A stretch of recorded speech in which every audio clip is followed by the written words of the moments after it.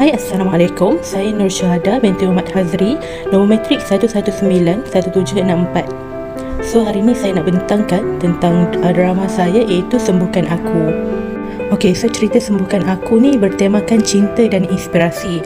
So, karakter pertama kita ada Syifa Kaisara yang merupakan seorang perempuan yang mengalami penyakit MDD dan anxiety. Karakter kedua pula adalah Haziq Afnan yang merupakan doktor kepada Syifa.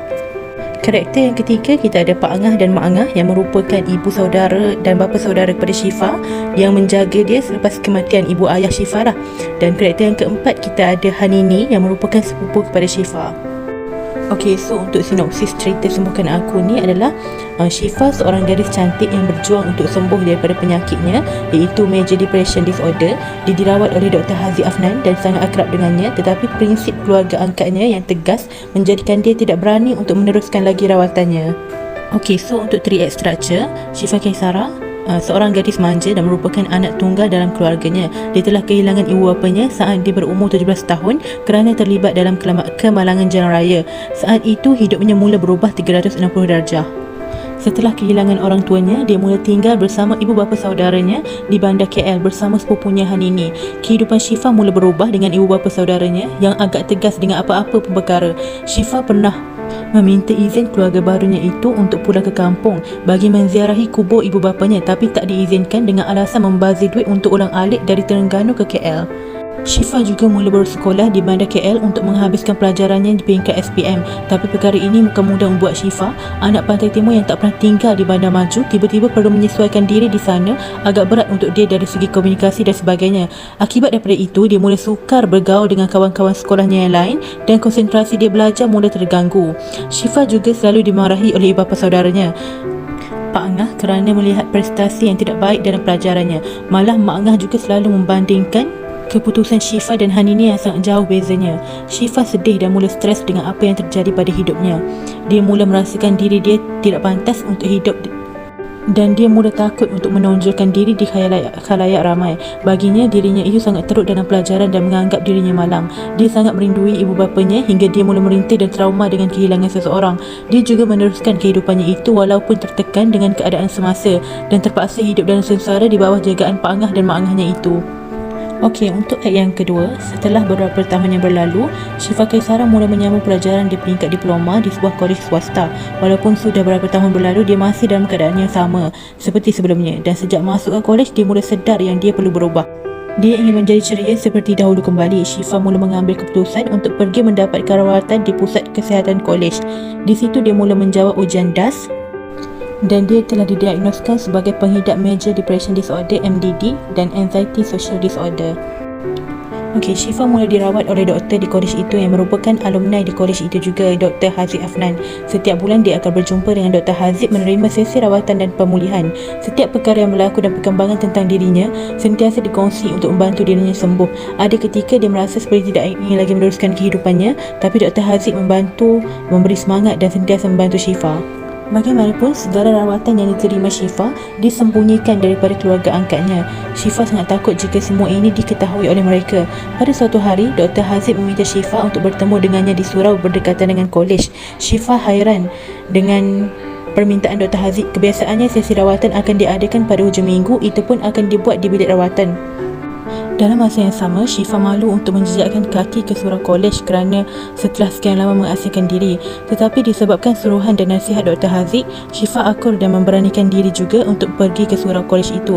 Setelah selesai solat maghrib, Syifa mula menadah telinga mendengar tazkirah malam itu. Dia terdiam apabila mendengar tajuk dan isi tazkirah yang disampaikan.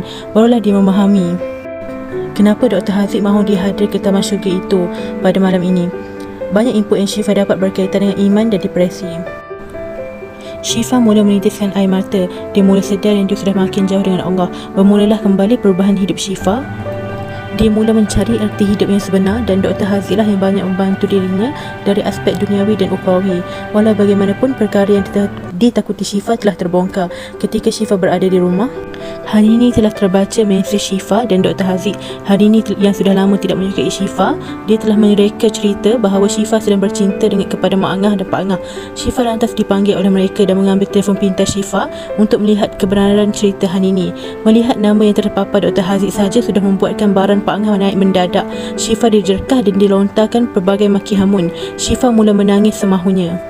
Mak Angah juga telah memberi amaran kepada Syifa. Sekiranya perkara ini berulang lagi, Syifa perlu menerima balasannya. Mendengar ugutan daripada Mak Angah membuatkan Syifa menjadi takut untuk berhubung dengan Dr. Haziq, apatah lagi untuk mendapatkan rawatan susulan. Dia mula berdiam diri dan tidak membalas mesej Dr. Haziq kepadanya. Syifa takut jika keluarganya dapat mengetahuinya sekali lagi. Dia sendiri tidak faham dengan prinsip keluarga saudaranya ini sehingga begitu sekali tegas dan memarahinya sekiranya ada hubungan dengan sesiapa sahaja. Yang ketiga adalah Dr. Haziq mula mencurigai ada sesuatu yang terjadi kepada Syifa. Sudah 2 bulan berlalu tetapi Syifa tetap tidak membalas mesejnya, apatah lagi hadir ke sesi rawatan. Dr. Haziq cuba memberanikan diri untuk berjumpa dengan Syifa di kolej. Dalam masa yang sama, Dr. Haziq sebenarnya mahu meluahkan perasaannya kepada Syifa setelah sekian lama dipendamnya. Saat dia bertemu dengan Syifa, Syifa agak terkejut dengan kehadirannya. Syifa memohon maaf kepada Dr. Haziq kerana bersikap demikian. Dr. Haziq mengambil peluang yang ada untuk melamar Syifa. Sekali lagi Syifa terkejut dengan tindakan Dr. Haziq. Dia akui Dr. Haziq banyak membantu dirinya berubah dalam pelbagai aspek, tapi dia tidak mampu memberi jawapan kerana mengenali sikap tegas dan garangnya Pak Angahnya. Syifa juga tahu prinsip keluarganya yang mana tidak mengizinkan dia berkahwin selagi belum tamat belajar.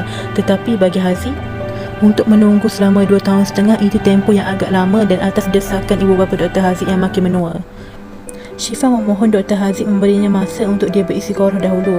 Dalam tempoh seminggu selepas itu, Syifa bersetuju dengan cadangan Haziq dan memikirkan itulah satu-satu cara untuk dia keluar daripada tekanan yang ada. 2 hari selepas mendengar jawapan daripada Syifa, Dr. Haziq terus datang ke rumah bersama orang tuanya untuk merisik. Pak Angah dan Mak Angah sangat terkejut dengan hajat yang disampaikan. Mereka terus menghalau tetamunya itu, tetapi Dr. Haziq tetap berkeras untuk menceritakan segalanya. Haziq mula membuka cerita bagaimana dia mengenali Syifa dan apa yang telah Syifa lalui kepada kedua ibu bapa saudara Syifa. Haziq memohon supaya mengizinkan dia untuk merawat Syifa dan menjadikan Syifa sebagai peneman hidupnya. Selepas mendengar penderitaan yang dilalui Syifa, Pak Angah dan Mak Angah merasa malu dengan tetamunya dan diri sendiri kerana tidak menjaga sebaiknya amanah dari Allah SWT. Mereka sedar Haziq ikhlas untuk menjaga Syifa kerana berulang kali meminta izin dari mereka. Akhirnya Pak Angah dan Mak Angah bersetuju dan merestui untuk menyatukan mereka berdua. Okey, so itu sahaja 3 extra daripada drama Sembuhkan Aku ini. Terima kasih.